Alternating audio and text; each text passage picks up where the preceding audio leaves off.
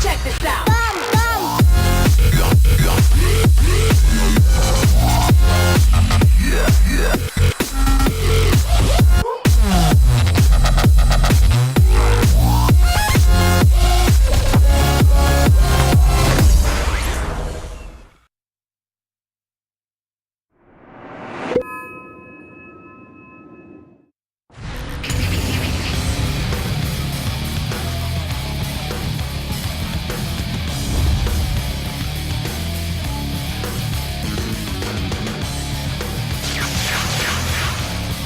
Let's get cracking!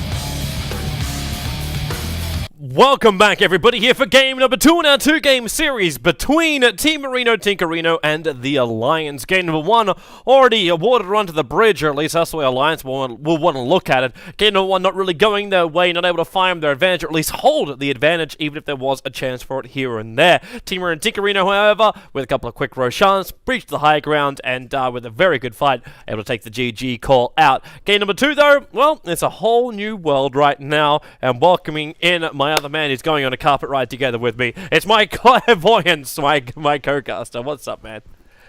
Hey, man. I'm glad you had me on your carpet ride, dude. That's, I feel very welcome. Slightly uncomfortable due to the clusteredness of everything. Yeah, the carpet's big. It's a big Is carpet. it? Oh, in that case, thank you for the convenience, you know. Now, Team Tinkerino decided to take out the Death Prophet once again, and it seems like they find themselves, both teams, in the exact same position except the following. Lycan has made its way onto the Radiant side. Yeah, Razor being actually banned out allows for this. The same with the Brewmaster. But I don't think Team Tinkerino actually have a problem with this. I think it was actually because there's been a couple of teams I've seen play up against Lycan, and they've been happy to let it through the pool because they still feel they have enough control over it, or Lycan won't hit a point where he's actually effective. So I want to see how Team Tinkerino approach this and go, okay, we're up against a Lycan, you know, everyone's going to have some bonus damage, life is going to be a little bit more harder, we don't really want to push the late game, so maybe we try this mid-game focus, or they go early focus, or they can go for that man right there. How can Lycan run when he's locked in time? Oh man, I'm honestly not a huge fan of this Void versus Lycan thing. I feel like Lycan as a hero should have a 100% competitive win rate against Void. It's almost like picking an anti-mage, and I know people don't think of it that way because Void can get kills with Chrono, but really that hero, if you send Void in offlane against Lycan, he gets destroyed by Lycan with a Vlad's, and if you send him on the safe lane, towers just get destroyed by Lycan, and Void doesn't really offer too much rebuttal until he has Midas +1 or Midas +2 items, if that's the option that he opts for. So they're hesitating on their second pick, which leads me to question, is it the Skywrath, possibly Furion that they have on mind? Because the way they won last game was, just as you called out, man, the Nature's Prophet quote-unquote bait coming out of Koipa. And I think we've seen it multiple times, but I'm going to have to save that for another day, because Skywrath is the immediate pick upon Team Marino Tinkerino after a moment's pause. See, I was wondering if it actually be Skywrath, or if they go down, just leave it open for now, try and burn a couple of bands from the Alliance lineup, and get something more like a Witch Doctor. So you run an offlane Void, and then you kind of throw in this Voodoo Restoration Witch Doctor with a big pushing lineup that's able to take a lot of early towers. That's what I was looking for from Team Marino Tinkerino, thinking the Void was actually just a left field pickup. And you go, oh, that's not what I was expecting. Yeah, and then they toss you a curveball, right? The Skywrath. Who would have expected? Yeah, who would expect Faceless Void and Skywrath Mage? All kinds of tricks out of the hat today, boys. Oh, I know. It's new meta, man. It's new meta. And this Lycan Priestess of the Moon, you know, I haven't seen this one either. It reminds me slightly of what some team last year might have played. Definitely not Na'Vi, and how they pick Priestess VS and go around killing heroes with Lycan Howl and run over heroes with Lycan Howl and Lycan Presence. The only thing that lineup would then require would be a Bane.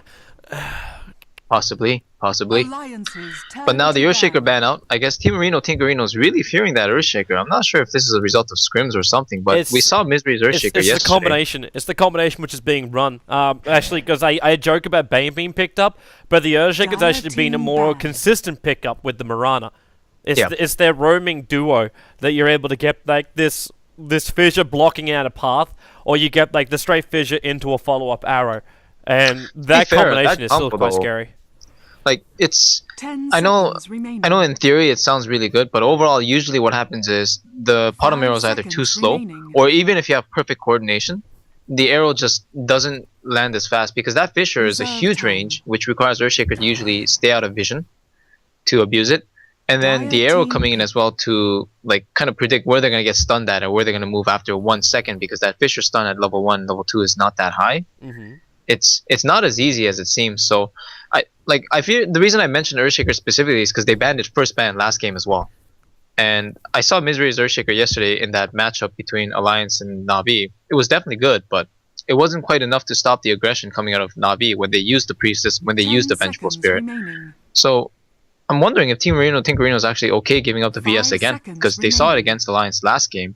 They weren't too scared of it, but that's mainly because they had a really, really strong pushing / presence Reserve lineup time. that 5-manned and took objectives really fast. They don't have a Fury in this game, and they certainly don't have a Luna yet. So I wonder what the path is, and here it is, the Jakiro. Alliance's That liquid turn fire to pick. might be the presence towards the towers that they're looking for. I'm interested to see what lane he's running. I've been watching Jakiro very closely for the last 3 weeks.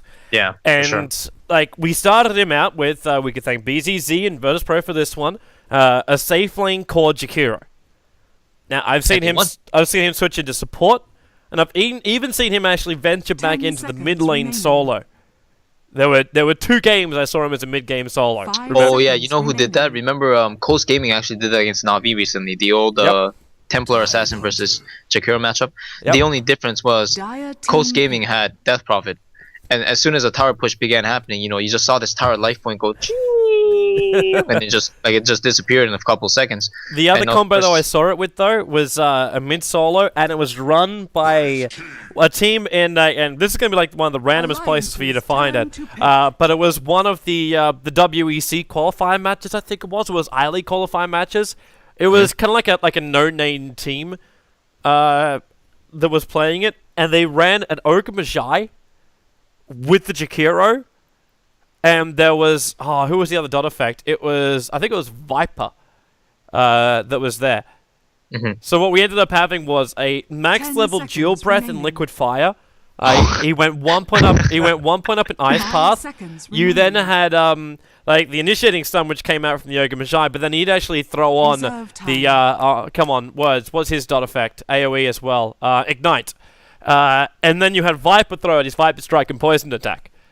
The other thing which was literally missing was a Venomancer. Venomancer, exactly. And you just throw all of this onto the enemy. And there was one moment when they're pushing up high ground, and I was watching 4 heroes get hit by this combination, and their life points just together move downwards so rapidly.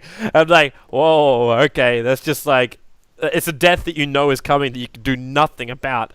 Because they were even running pipe as well as mech, and they did not have enough life points to survive it. But yeah, I just want to flag that one out there for anyone that's interested in like theory crafting, like dot effect lineups. Ogre Magi. That's definitely a hero to be experimented upon. Ever since the cast timing changes, the buff ups, it's been relatively useful, and saw a couple mentions at TI, but I do think the potential of that hero is high.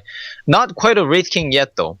Not quite the one that gives the aura, not the same one that comes back into the fight with a massive 900 radius, 75% slow, and certainly not one with an 8-second stun to boot from the get-go. So Vengeful Spirit now being the pickup on the side of Alliance, somewhat expected once again.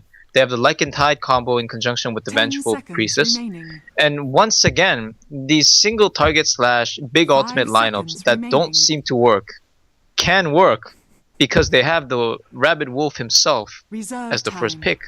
And that hero just allows windows of opportunities to just fly at you. See, I don't know if that window is going to be great. Like, okay, you get more damage, that's great. But if it was a Howl that gave you more life points, 10 I would be seconds all for that remaining. right now. With this lineup from Team Tinkerino, Jakiro, Skywrath, and Wraith King, that's just got Alliance's aggro turn tried to written ban. all over it.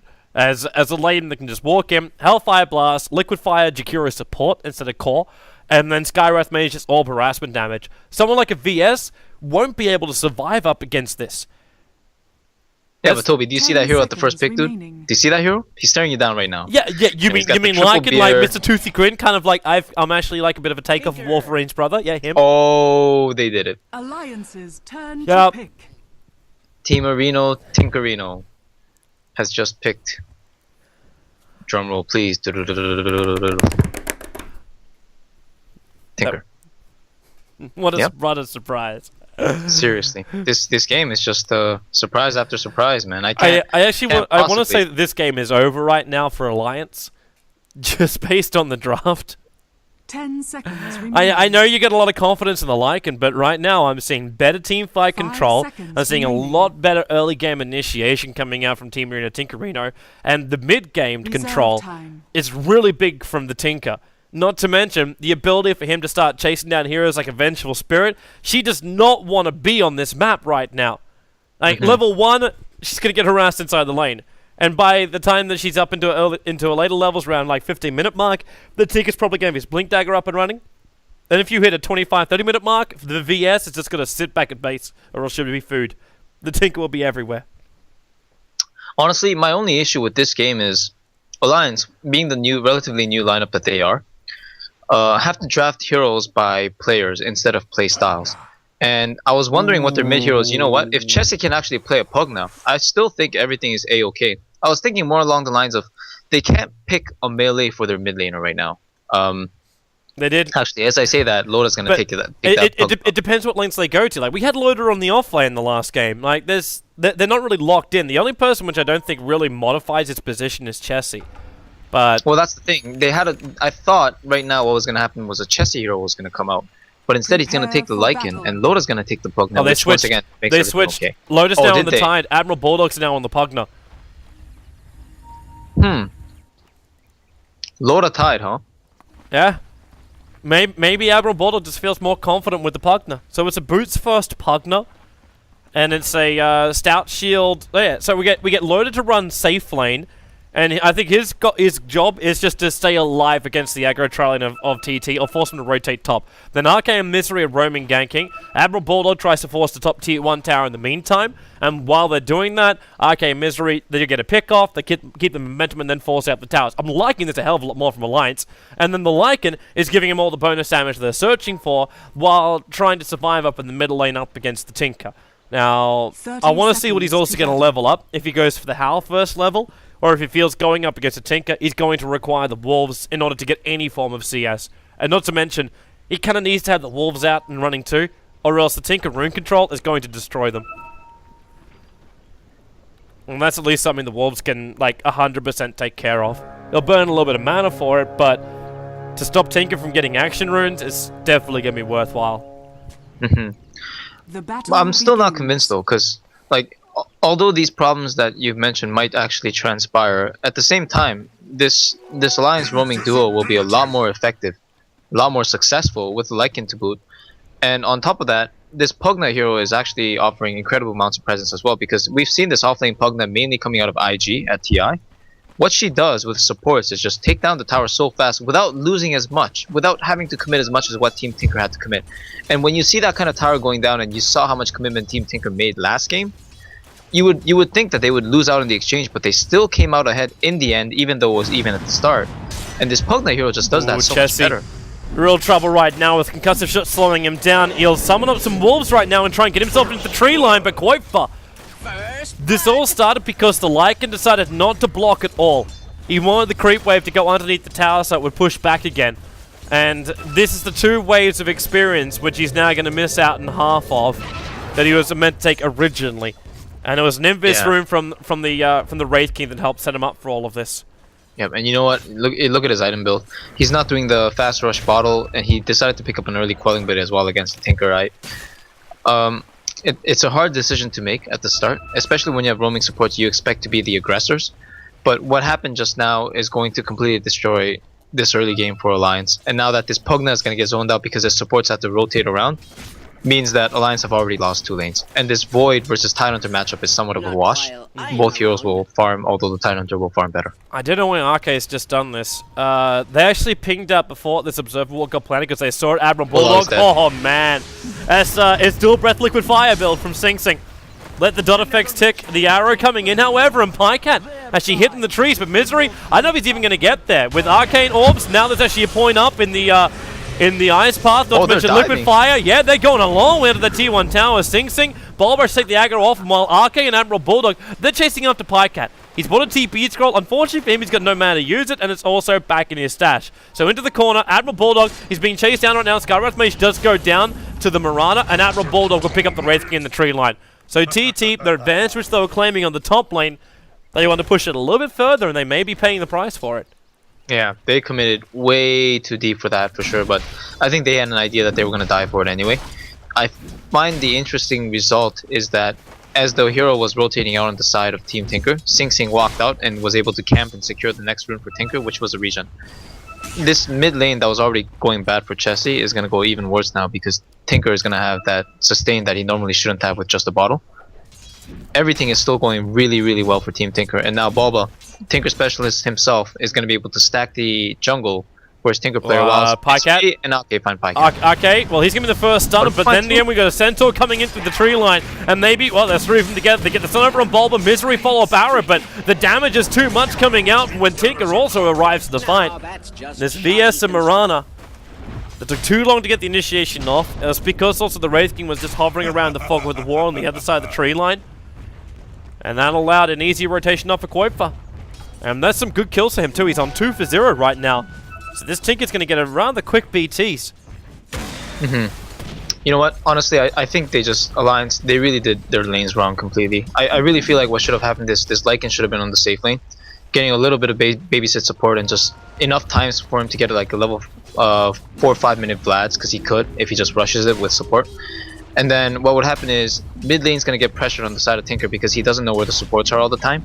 And Pugna is a really decent hero to lane up against the Tinker because both heroes kind of push out the wave whenever they choose to do so. But Pugna can harass while pushing out as well. And offlane would have been fine with Admiral Bulldog on the Tidehunter. It's just I don't know. I think Alliance just got way too greedy with their lanes. Oh, Chessie, he might actually be out too far right now. Koifa, he's trying to get in front of him to body block him. That's all he wanted to do to buy some time for Pycat to reach it. March Machines it down, and Misery actually TPs himself into this one. And he knows he has to back himself up almost instantly, but that's a Lycan now getting killed off by 3 heroes as he came to check the 4-minute rune. Yep. So the major difference right now between the two teams is that the most important hero on Team Tinker is 2-0 and 2 with 20 CS, Bulldog's highest dead. CS on the... Bulldog's dead. He's in the trees. The Ice Path's going to be there, and it's buying time for Orb attacks to come in, and Pycat, don't do it. You didn't have to do that. Throwing away his mana. No, kill secured, of course. Yeah, but you mean you got no Hellfire Blast if someone returns towards the top lane. Toby. With the amount of commitment they had from between the tier 2 to tier 1, they wanted that kill. If Pycat wants his kill, you know, he's gonna get it. Arcade's trying to find a way he can kill off EGM. This Observer Ward's watching him perfectly though. The former teammates, the former support pair for Alliance. I was confused for a second. Because you said Ake was trying to kill off EGM, and I was just like, wait, what's going on here? That sounded very odd. I wasn't ready for that one. It does reality. You wonder too, like, if there's any bad blood between them. Like, those guys were together for a very long time. Like, these guys won TI together. Yeah. And now Loda's standing there in the lane going, well, I'm playing Tidehunter, you're playing Void. Crap, I'm just legit level 6. Like, and I'm not even level... Like, Loda's not even level 6 just yet. He's got the highest CS in the lane. Obviously, with Anchor Smash, you're always going to get shut down, but the support's coming in from Pycat. He walks past the Radiant Observer Ward, and that's why you're seeing Loda now back up. He does not want to fight EGM underneath the Chrono. No. And the fact that EGM's level 6 over the safe lane Tidehunter who's level 5 already goes to show that Void is doing exceptionally well in this lane. Even though the CS doesn't reflect that, that's just sheer numbers for an offlane Void. It really doesn't matter, because when Void gets a kill, he catches up on all the potential farm that he's been missing because he creates that space for Bob was in trouble. Looks like an arrow is connected on him. There's another ward which he was trying to actually kill off here. The basic attack, it will be enough. The Ice Path was trying to buy him a little bit more time, but did he just throw off here? I think he just killed himself with it on the nether ward. Did he throw a concussive shot? He might have, but it's fine. He would have died anyway. Yeah, honestly. But the hilarious thing is, like, he had to know himself. Like, the nether ward was still up, and you take the burn damage before the ability is actually cast. Yeah. So he died before. Yeah. That's why I was like, did he throw a concussive shot? You can't know unless you saw him. Like, if you clicked on him and watching the highlight button. It was okay. I mean, before you die, it's always good to expend your spell. So he might have just killed himself, but it really is whatever. I think the biggest the story. spell once never again, came out though. That was the hilarious thing. Like, for even hitting that, the spell would never have been used. Is under attack. Oh, I see, I see. Because the Nether Ward does the damage when you're using the mana, and you're going to wait till you've used the mana before the ability is actually used. So the Nether Ward burns you before the ability comes out, so he hits concussive shot, takes the burn for it, and never actually gets an ability to fly. Yeah, that stuff's actually really annoying, and I mean that's how it should work. Like Last Word and Nether Words, the way they function, and now Sing Sing's about to get really good arrow from Misery. That. Yep, it was actually an inch off, but he walked further forward to actually get the kill. I think he actually saw it and panicked and walked into it, which is funny because he's a bottom player himself. They'll get revenge kills right now. Admiral Bulldog's ward is still down, but then again, he's sealed up, he's held by a blasted. EGM will not commit the ultimate to this, and there's already been a leap into the trees there from Misery and a TP out to safety. Either way, still nothing's going in favor of Alliance right now. Team Tinker is having all the map advantage in the world, where Koiplus is about to stack himself the Ancients for the third time. Once he gets that, I think he's already got his Boots of Travel recipe coming out. Yeah. We're looking at about 8 to 9 minutes Soul Ring, bots, and bottle. Now, it would normally be okay if Lycan actually had something, but this 0-2 Lycan at mid has nothing. He has a Bassi, he has a bottle, and he's basically had his initial starting items plus boots. It's not enough. It's not as though we can even just jump into the Roche pit either and just get a quick Roshan with the help from somebody else. Now, EGM, Chronos, and he got him while he's in Lycan form. I don't think they have enough damage for this, but then again, they have a Hellfire Blast to follow up. He's outside of the range of the March Machines. Chessie, okay, there's enough damage. That's a 2-2 laser rocket. Sing Sing just got solo ravaged at top. And just fell for the sake of his team. It's still worth it. Like, the Tink is the one who's getting the farm, is going to control this game. Alliance have no ability to split push this. Their original goal was the fact that Admiral Bulldog did more early game damage than what TT could respond to. And then they would make space for the Lycan so he can farm up and do whatever the hell he wants, while Tink is feeling restricted on the map. But with the start that TT have had, Tinker are not restricted on this map at all. Loda's also very overconfident on this top lane. Sing Sing, you're going for the dual breath as well. How do I actually get both of the breaths to hit Loda? But it looks like Loda doesn't really even care about that. No, he'll be able to return to safety and just farm up whatever he wanted to do, or resume whatever he had on mind. Regardless, the towers are still alive is the big story here. But at the same time, with 4 kill disadvantage on the side of Alliance, and this Tinker not exactly kicking in per se, you know, he doesn't have his Blink Dagger, he doesn't have his massive burst from the fog. Once he gets that, Alliance will just have no appropriate solutions, because this Lycan, once again, he's not able to push freely. And with towers not being down, he just doesn't have the edge that he wants to get with the hero. Despite how powerful the Lycan is, his scaling into the late game is not as strong as some other heroes, and Tinker and Void are certainly some of the better ones. I'm liking what Team Arena Tinker Arena are doing right now. Like, Bulba, space in the bottom lane, the Wraith King, Pycat's like, well, I've got Vampiric Aura level 1, that's enough for me to do some work with the Ancients. And on top lane, Sing Sing, which is being defensive. Koipa, though, well, the arrow's going to come up. Koipa, it's an easy dodge for him, however. And they're not going to go into the March of the Machines. It's EGM who could be the one in a bit of peril right now. But he leaves himself up. He's got Chrono in 2 seconds' time. And I think he's considering Loda at the moment.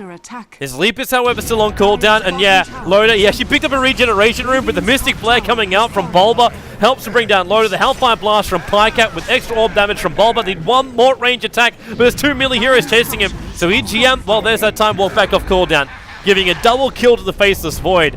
His net worth wasn't actually that fantastic before that fight began, but now he's sitting at the 3rd highest net worth.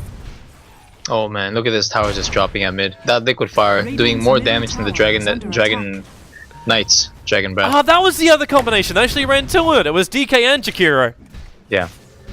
That was. Sure. I saw an 11-minute GG with that. Hello, Misery. He's TP'd himself in. The arrow will fly. Point blank range misses on Sing Sing. While Pycat's in there. Well, he was thinking about the last hit in the tower. Actually goes to Jakiro tick out. And now the Wraith King Oldman slowing down all of Alliance, but they're going to keep him in there. And Pycat. That was a very hopeful 135 gold TP being used.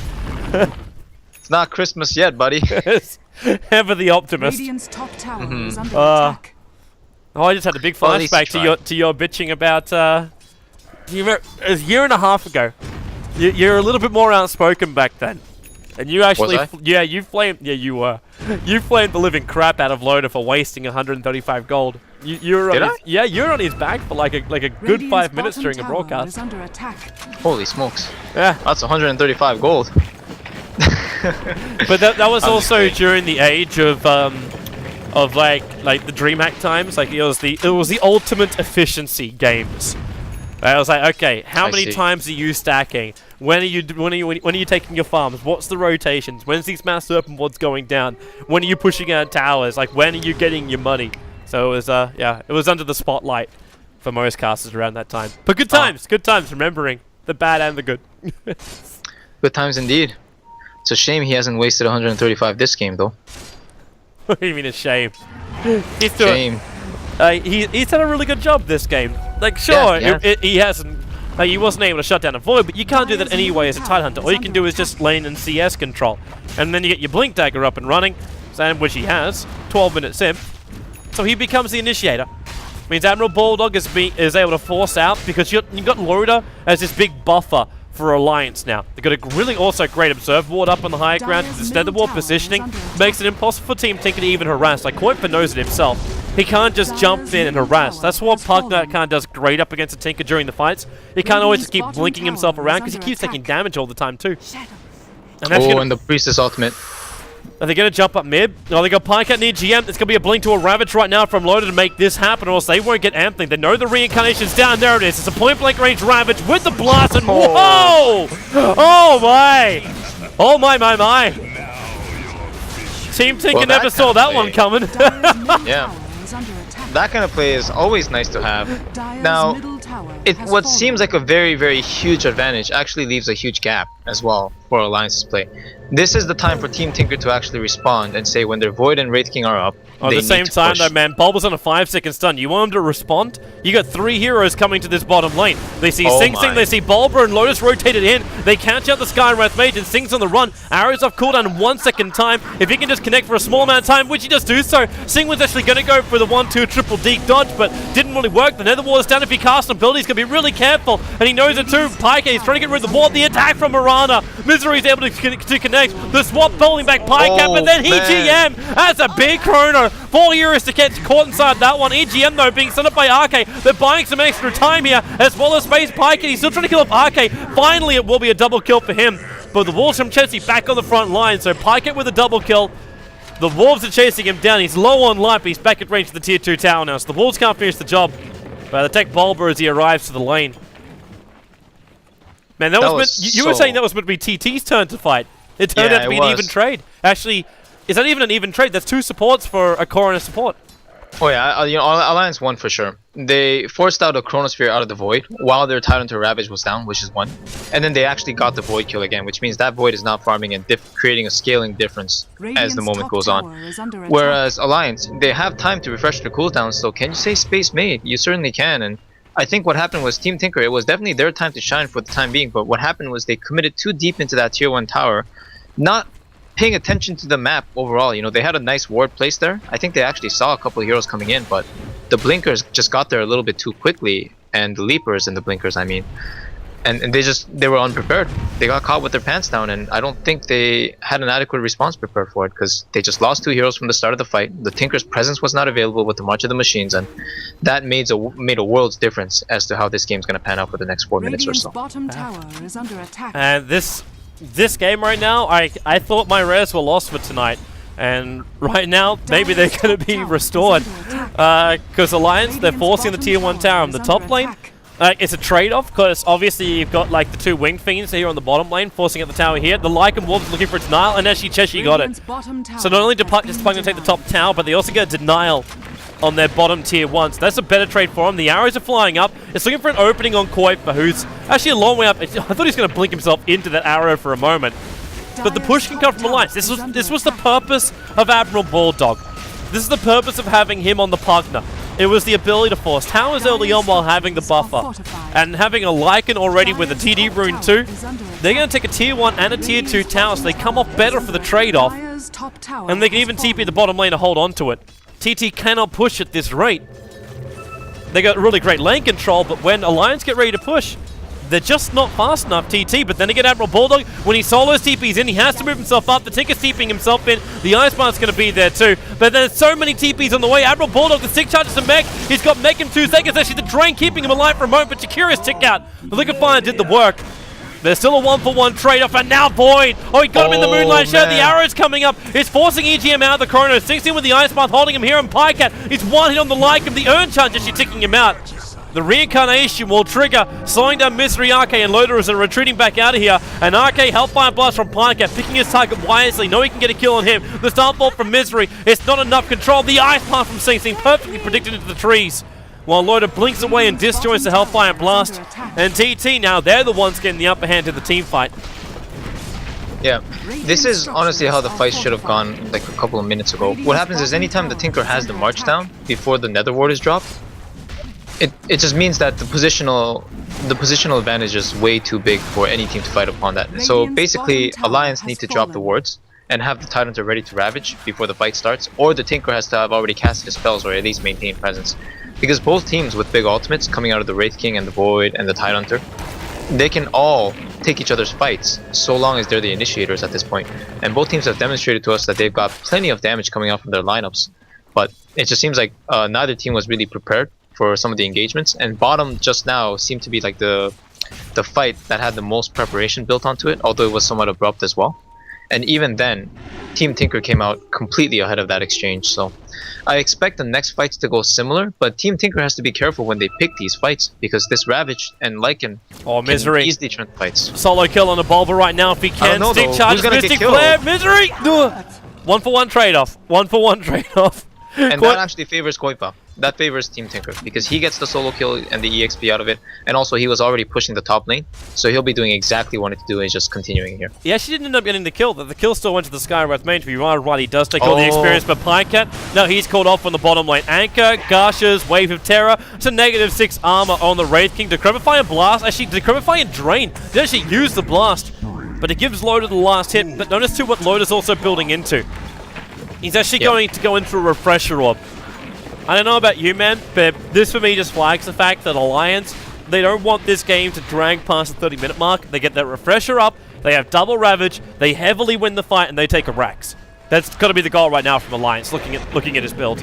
Especially like Necro Books as well coming up for Admiral Bulldog, who's going to be really careful. Whoa. Yeah. That was rockets, that was orb attack, and that was also a very deep jump in. Yeah. It's so difficult to push into the Tinker at this stage. Once again, when they don't have initial tier 1 towers early, the pushes come in delayed. They ping the Moonlight Shadow. They're looking for a kill on Sing Sing right now. RK's on his way up. The arrow again. Nice arrow. Sing Sing.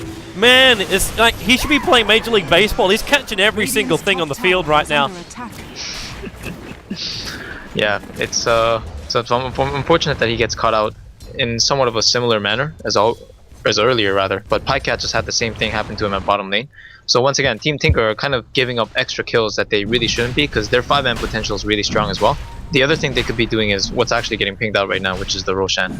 And they won't have contest to this because there's so many heroes that just TP to the top lane, and this Tidehunter, who's a major force for Alliance in the team fights, is actually showing himself top to push out the lane. So this Roshan's basically free. That first thing was actually by me, but now we've got Mirana pinging it out too, saying that they've got to be there, and the Wolves are coming down to try and scout for it. Looks like they've also got a couple of Necro units coming in. That's coming in from the Pugna. So they'll see the fact that Roshan's at 2,000 life points, but really the Lycan's the only one close enough that could do anything about this. Is that Necro unit? No, the Necro unit is dead. They've killed it off. And the Wolves are in too late. So Aegis the Immortal belongs to Koipa, and he'll get himself away to safety. I don't actually like that choice. I know if you look at Team Tinker's lineup, you don't really see too many other options for who to put the Aegis on. But it might have actually been better on somebody like Wraith King or Void, because not only are they slowly farming up to items, but overall, I think what's going to happen is Koifa is going to stay in the back of the fight, where if he uses the Aegis as an excuse to blink in or cast too many spells and die, I feel like it's going to create an opportunity for Alliance to go for round 2, and he might just die again. Alliance have really, really strong sustain in the team fights. As the fight drags on, they get stronger, believe it or not. Whereas Team Tinker, as soon as the Tinker has to rotate back once, the fight is going to go in shambles for them. So I think they have to be careful about their choices of how they move on the map right now, because smoke or not, if they get caught out like they did in the couple minutes past, they're gonna start losing a lot more map control than they want to. And, well, Team Tinker right now, Alliance had a choice to fight them. That aggressive observer ward's watching everything happen. It's even going to be watching that gem being delivered out to Pycat. And, yeah, look, the ping's already coming out saying, yo, guys, we're about to lose our ward on the high ground here. And, in fact, they're using the courier to scout out for it. So, smart there from TT. They realize that, obviously, they're being spotted because they just backed off from the top lane. So, just good presence of mind coming out from Team Tinkerino. Yeah. Well, I just didn't like the fact that they actually showed like 4 heroes committed to that ward deny. They had 2 supports standing right next to it and 2 heroes on the edge. So if I were Alliance, I would say, okay, our jungle is free, our ancients are free. We should just push out bottom and top and force Team Tinker to react once again, and then we can look for a kill opportunity at top. And Misery is actually waiting for that kill opportunity at top, but this was a play that was going to come like a minute later. So I'm not too sure if it's even going to come to pass. Team Tinker are actually using this as an excuse to push it out, but once again, the split pushing power of this Lycan, as well as what happens when you show all your heroes, I feel like Alliance should be pushing this out aggressively, both mid and top. I mean, mid and bottom right now. Well, they have the mid up at least, and they are picking out for the tier 2 tower on bottom lane. Yeah. Now, the tier 2 tower on bottom lane, it's been injured a little bit, but on the top lane, like, TT's already got that tower down below half the life points. Fortification is available for both sides too, and, well, I was about to say they just go for a trade-off here, and they're going to do so. It's only going to require 1 hero from Team Tinker to take that tier 2 tower on the top, and that's Liquid Fireman, attempted to denial by the Mirana, reveals the fact that he's not here on the bottom lane, and Alliance actually don't get any kind of trade whatsoever. They're actually just straight this is hurting up. Alliance so much. I honestly think it might just be the Aegis, but what's happening is they're actually getting juggled around by Team Tinker once again. It's a refresher, man. Look how close the loader is to it. They've almost got their double Ravage up and running, and then they can force an issue. I don't think they think a tier 2 for a tier 2 tower trade at this point is worth risking the progression to the next level of items. Like, you got Mirana close to, I say close to, getting Maelstrom. You got Admiral Bulldog just a couple of hundred away, if he can actually hit a blast on more than 1 unit, from his Necro unit, from his level 3 Necro block. So these items are arriving. VS is a little bit off of, like a 4-star, but that's also coming. And you got 2.7k gold over on Lycan. I think Alliance is just waiting for the next items, and they don't want to take any kind of engagement that puts these items in jeopardy. I do understand that concern. Once again, they're playing it safe, similar to last game. And how deja vu? It was like the bottom tower once again that I felt they really needed to push the issue. But this game's story is a little bit different. I think if the game actually goes on, Alliance are in serious trouble because they're not very good at picking up the map fast. Aside from this Lycan, anytime they have to commit to getting map control, they have to show multiple cores. And every time that happens, you can bet that this Wraith King, this Shakiro, and this Void are getting better. Not to mention the fact that Skywrath just scales with levels. You have to remember though, we're only 24 minutes into the game. We are. It's not that far off now. Loader does not have his double Ravage, but there's 4 heroes. RK starts off, they go on Sing Sing. The arrow actually gets tanked up by one of the melee creeps there, and now in comes EGM. His ultimate only connects on Admiral Bulldog, while Tinker, he does pick up the VS, but Admiral Bulldog, okay, he does go down. The Mystic Flare coming in from the Skywrath Mage, and while EGM's just running himself away, Lycan searching for a kill, but Bulba, 17 life points, back past the ancient area. 1 attack is all it will take from Chessie, but he can't reach him. He's actually being kept at bay. The Wolves will chase after Bulba. I think he's actually the only hero who hasn't died just yet. Pycat pretty damn low. Chase is going to be here for him instead. And the Wolves are still chasing Bulba around the tree line. And maybe now she smokes up. He'll evade the Wolves at the last moment. The buyback came out from the Tidehunter.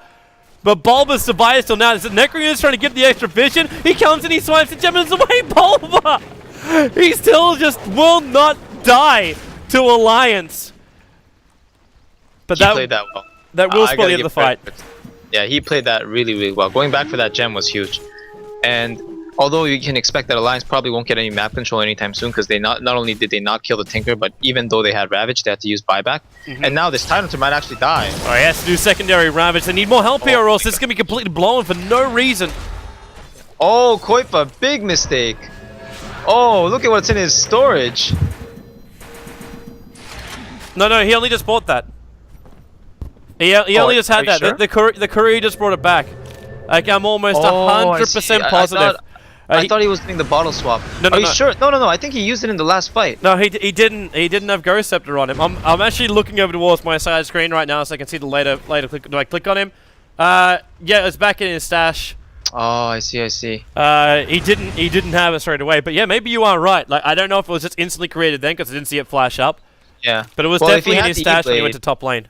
Yeah, if he had the E-Blade, it would certainly would have been a kill, but most importantly, they still got the Ravage, so that's down for another 100 seconds, and once again, similar story to earlier, if Team Tinker do this right, they can just push without a worry or a concern, because they know the Chronosphere right now will trump everything, even the Pugna. And it looks like EGM is just rushing out of his base with the Mask of Madness proc as well. He's gonna just time, looks like he doesn't want to commit a time walk, but regardless, he's rushing out, and they realize now's the time to push. Chessie's picked up a Basher as well. I don't know about this choice against the lineup of Team Tinker. I feel like he can just... Right now, Lockdown is not his concern. I think he wants to just be able to do as much damage as possible by holding Presence, and Necrobook really provides that. But they have a flag right now. If he had the Abyssal during the last engagement, he could have just gone from target to target. And that, I would feel, would be his goal with the pickup. Well, the other thing is Necro's actually really good against Tinker, not just the Wraith King. So... That's true. That's Yeah, very true. You've already got one on the field. Yeah, it's just right now what you want to do is their utmost priority is to disable Tinker Blinks, because anytime he blinks, you know Tinker's gonna find the right position. And this is a Koipa Tinker. He will find the right position, and the best way to prevent that is either make him kill himself, whether it's Blade Mails or Necrobooks, or have him just get damaged through the Ghost effect of the Ethereal Blade, which would be by a mana burn or something. But I don't know, this Basher into Abyssal Commitment, I mean, it's generally known to be a good Lycan item. I'm just not sure if it's enough for this game. Then again, what really is, right? It's hard to tell, so... Alliance are smoking 5-man movement into their own jungle. They realize that Team Tinker run up in their own jungle, so they use the Wolves, do a little bit of scouting. There's no gem on Sing Sing, but then again, with the mech and the pipe, he'll survive. There's a gem on Pyke, however, and now they'll see him. He walks straight in, looking for the Hellfire Blast, with the blink to Ravage. Caught EGM as well, but then again, Sing Sing got far enough away. Now the pipe as well as the mech, and it's a good chrono. Chessie as well as Admiral Bullet, they're both actually taking up the Mystic Flare, but Admiral Bullet is the primary target of EGM. Now Chessie, there's your bash. She's going to hit onto EGM, follow up in the Magic Missile stun. Not to mention the extra damage coming out from Necro units. Sing Sing's completely out of mana, and even a haste room for Loda. It'll be a 2-for-1 trade-off. It's 2 cores for 1 core. But considering just how great that chrono was, I think Alliance should be really happy with their result there, because that's also going to be the refresher orb coming out for Loda, because he didn't die. Actually, I don't know if Alliance should be content with that one. The thing is, that chrono could have actually been a 4-man Chronosphere, I feel. I think EGM kind of shot it a little bit short, because his hero was already inside the chrono, and chrono can be cast outside the Chronosphere range itself. So what you're saying is it shouldn't have been cast in this region because he was here, but instead you should try and do it over in like that Yeah, region. he should have put it a little bit deeper. I think he would have caught 4 heroes, and that would have made a world's difference, because Sing Sing was kind of scared of getting zoned up by the Tide for a second. He went back and forth, but Tide Hunter already used Ravage. So, Loda! oh man. If he was half a second early, actually, I think he saw Pycat. Yeah, he does. There's the Gush. Arcade's on his way in. He's going to have to He swap. has ultimate. This might just turn out to be a bait. That's true. They're coming in. Pycat, bring him down and get the hell out. Arcade, Mystic Flare, he got stealed up. He couldn't go anywhere. Now his Misery is slowed up. Leap away now. She get movement speed to both Loda as well as Chessie. But that means now VS is on the sideline. The Wolves are still up. And Loda, well, he just used Refresher. Blink, Ravage, catches out 3 heroes, actually 4, including EGM getting bashed up by Roshan. And now in comes Chessie, the BKB Lycan, searching for a kill. Coinfa, well, Sing Sing, make a choice. The Observer was letting him see up on top of the hill. But EGM, Chrono, catches 3. Admiral Bullock almost walked into that one. Misery, he's the primary target, not dead just yet. In fact, Pugna, I think he just killed off Tinker with a Nether Ward.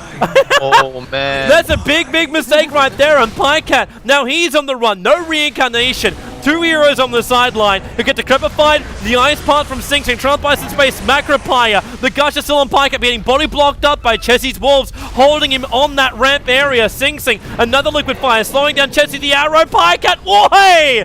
4 stuff up from Bulba, buys in some space. The sentry wards are down. He's still on the run, and into the safety, the clutches of the arms of Matt Damon. Matt Damon. That Matt Damon, though. But really, Alliance, they got the kill they were looking for. Of course, they lost the target. And most impressive play of them so far throughout, like, everything. I'm just so impressed by their composure of what they just did.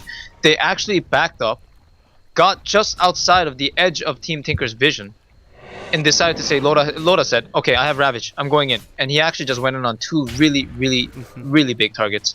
I do think Team Tinker kind of overestimated their fighting potential, because EGM was hitting the Roshan while other heroes were kind of lingering around, not certain of what to do. But Alliance just caught them off guard once again, and this seems to be the story of this game, is that Team Tinker, every time they have a slight advantage, Alliance just catches them off guard. And most importantly though, Koifa killing himself there was astronomical. He what was that needs on? a BKB this game. Was it the Martial Machine sitting Necro units as well as... He actually E-Blade dagged the target, and I'm not sure which one. But Alright. whatever he... Because I saw the blast travel up towards the hill area. Yeah. So I was assuming, like, at that point, it had to be March killing off a Necro unit. Like, he just looked a little bit too far away. But if it was just trying to re-arm and that was enough damage to kill him, then yeah. Gee, there's still 250 mana. How much damage is that for the 250 mana off level 4 Death Ward? Another one. Oh, Chessie. Oh, Chessie. He's got no buyback. He bought a full Abyssal Blade already, so he can't come back to the engagement right now. No. So this is probably Roshan unless Alliance decide to try and force something silly, which I don't recommend. Sing Sing. I know he's normally great at hitting arrows, but he's getting hit by every single arrow this game. That was a 5-second stun on him and going into Roshan. The Wolves are coming in deep too, but the Sentry Ward, if they should get the Wolf all the way in, like deep in, then he could be able to see everything, because there's no Sentry Ward in there. Wow, and Alliance might actually be able to contest this, given Bulldog's farm and how double big Ravage. he is in general. They're gonna Pycat's go. locked. No, there goes your Ravage right now. Pycat not dead just yet. EGM triggers the BKB, but there's no Chrono available for him right now. Reincarnation goes, and now secondary Ravage hits Sing Sing. EGM and Pycat again, and the Drain going on EGM, forcing him back inside the pit until Koifa. He's finally able to get that E-Blade Dagon hit off. The arrow will fly astray, but there's 2 heroes down still for Alliance. Now pick up a couple of the Necro units here. EGM trying to kill off that melee one. Looks like Bulba's going to be the man. Woohoo, Bulba! Be careful with that damage. So without the Lycan, it looks like they don't want to have anything to do with this. They just back up. They've used both Ravagers, and Alliance need to get control of their lanes. Not to mention Koifa solo killing off Mirana on the top lane. Yeah. I mean, they certainly tried, and I give props to them for it, but there was no way, because Lycan, the presence he offers right now with the Vlads, the Howl, and his BKB rushing in and creating havoc and panic amongst the enemy ranks is so crucial for their team fights to go. Even though there was no Chronosphere, they actually can't kill the Void, and without the Nether Ward, there's no way to kill the Tinker. So, so far from the team fight demonstrations, we can assume that Pugna is a really, really good counter to this Tinker so far, but eventually Koifa is either gonna fix his positioning or just buy a BKB and everything will be solved. The other solution that I thought they had in mind this game was that every time Chrono was used, they would use it as an excuse to spot out the ward. Because when the ward is down, this Tinker will just do tenfold the damage that this Void can dish out. But instead, Egen's just been going for kills and everybody seems to be doing their own thing. So if it works out, it works out. It's not really the greatest way to play as a team, though. Yeah, unfortunately not. But this is, once again, a team built around a lot of all-stars. It'll take some time for them to find their jive. So for now, it's kind of like, well, not every man for himself. Bit of a focus goal, but they'll get their perfect synergy a little bit later. But Koifa right now, man, he is a man just doing his own thing. Like with a level 5 Dagon and E-Blade with 3.8k gold as well, he is just looking like perfect as a Tinker. Yeah. Anyone he wants to kill wherever, he can just easily snipe him off. The only thing he might be a little bit depressed about is the fact that he's not doing what he normally does, and he may come up and do that now, where he jumps into the Radiant Jungle and takes up these 3 camps here with just 1 wave of the march. He's actually been doing it pretty consistently this game. He has? Alright. Yeah. I haven't been looking for it, so... Whenever I see Koifa is when he's coming in to get a kill. Yeah, that's I think the note that I have in mind is that even though he's got really good numbers, 8, 1, and 9, just under a double-double, like... in the team fights, it seemed like his effect was simmering down for the longest time because this Nether Ward just put him out of action for so long. Every time he just came in, tried to drop a march and rearm, he realized that 40% of his life points are already gone, and he just couldn't do much as a response because that Nether Ward was just being so buggy. But that might be the key to Alliance's comeback here, because with that Nether Ward in place, along with 2 really nice Ravages, they can follow up with the damage they need from the Lycan. Certainly, with the VS Aura and the Lycan, they can take down any fight, any target, so long as they get the initiation, just like last game. And Koifa with that fresh PKB. I love how this Observer Ward sat here for almost its full duration. Just watching him do like ancient after ancient set. When the team fight's gonna be ready, he'll go back to base, pick up that BKB, and then jump in for the engagement. While in the meantime, what are you really getting out here from Alliance? They're not forcing any lanes. They can't need to actually force the fight before they can force a lane. The tier 2 tower and bottom lane is kind of like a nothing thing right now. They get actually a full 4-star, fresh 4-star for Tide. Does he give up his TP scroll for this, or actually he drops his cloak for this? Ooh, that's a risky call. I mean, he has Kraken Shell, so he'll rub off the Ethereal Blade's effect, and that means he can't get 100 and zeroed. But at the same time, he's gonna go down a little bit faster than before, and that hurts a little bit. Arrow's coming out. Sing Sing, not playing catch this time around, but he'll get to Cripify and Drain just back a little bit further. So Admiral Bulldog just trying to zone him out. Yeah, I like what they did here with the Aegis as well. I didn't point it out earlier, but Sing Sing has it, and Sing Sing's been the one that's always playing forward, hitting the towers with the Liquid Fire, and he got swapped in earlier as well. So I think Team Tinker are adapting nicely, giving him the Aegis, and with the BKB mech and pipe as well, they know he's not an easy target to take down while he's attacking the tower. Loader. He's itching to use this double Ravage of his. Like, really, really itching for it. The arrow comes out again. Sing Sing out to evade it. Koipa. That was the opportunity that they were looking for right there. He walked way too close. His Blink Dagger got disabled for the moment he casted the spell due to the Nether Ward. That right there was Sing Sing, they use the 4-star to initiate it on him. This is not good enough, Toby. They force him back down again. But the Jakiro is just using Liquid Fire to get through the tower. Yeah. He's not even TT have committed Sing Sing, and that's all. Another arrow flies out. Again, it will be evaded. And now they just use the Liquid Fire to burn out the melee racks. Yeah. It almost seems like their commitment is entirely dependent on the arrow landing, and I'm certain that if they wait for that, it's just they've already used Necro units, man. Like the fight, there's Arcade swapping in Sing Sing, but Sing Sing, remember, he's Nagus the Immortal BKB Jakiro. Arrow flies again, flies astray.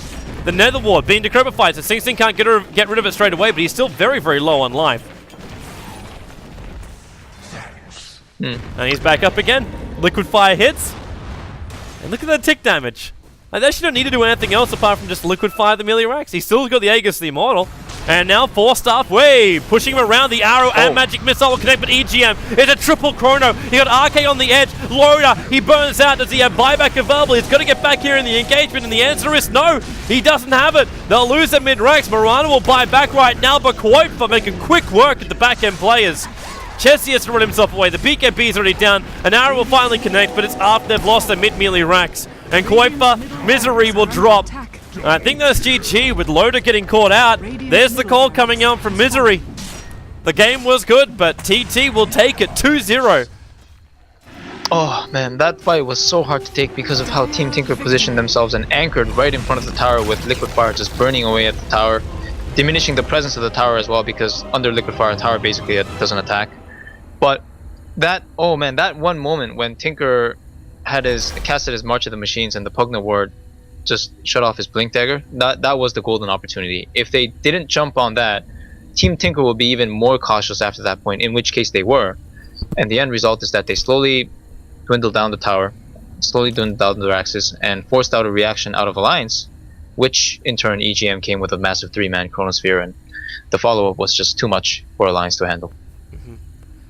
With that, man, Alliance, well, not in a pretty position for the D2CL. For all the details of the tournament, go to d2cl.org. Of course, make sure you do also buy the in-game ticket, get yourself a fun little courier. Not to mention, you do support the prize pool, which will be all going towards that big LAN final in DreamHack Bucharest. I'll be casting live there. My co-caster actually already locked in, but not announced just yet. But keep your ears peeled for that one. It's going to be some great times in Bucharest for the LAN finals of the D2CL. So please, definitely buy a ticket. Raise that prize pool. Other prize pools are already going up, so the D2CL definitely does deserve it this time around. They're making a big effort to make sure this tournament gets bigger and better with every single season. So for now, we're going to wrap up our broadcast. I want to say big thanks to Clairvoyance. You can't follow him on any social networks because he doesn't actually use them, but you can follow him whenever he's on the live streams, and we'll let you know when that happens over on mine, which is Toby1 Dota. And we're going to a different Dota channel. We're going to Join Dota Red for the details of that one, joindota.com. We have ourselves an ESL 1 game. Team Reno Tinkerino have their first round matchup in the ESL 1 qualifier for New York. They'll be going up against Moscow 5, so PGG and crew will be going up against Team Reno Tinkerino in that matchup. So stay tuned for that one, not here on this live stream, but go to joindota.com, hit Join Dota Red. It'll be live in the next 2-3 minutes or so. So I look forward to your company there. Thanks for watching, everyone, and we'll see you in a couple of moments' time.